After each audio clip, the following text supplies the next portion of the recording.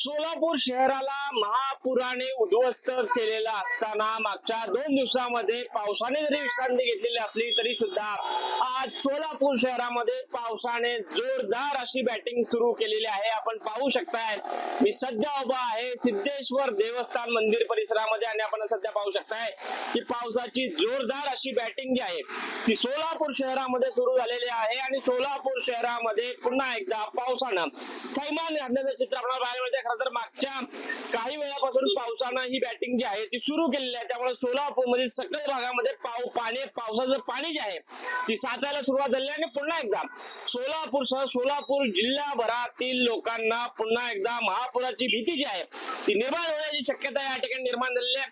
खरं तर आपण बघू शकतोय की सोलापूरला हवामान खात्यानं ग्रीन अलर्ट दिलेला होता. मात्र आज उद्या जो आहे तो दसरा आहे आणि त्याच्या अगोदर पुन्हा एकदा पावसानं पुनरागमन केलेलं आहे.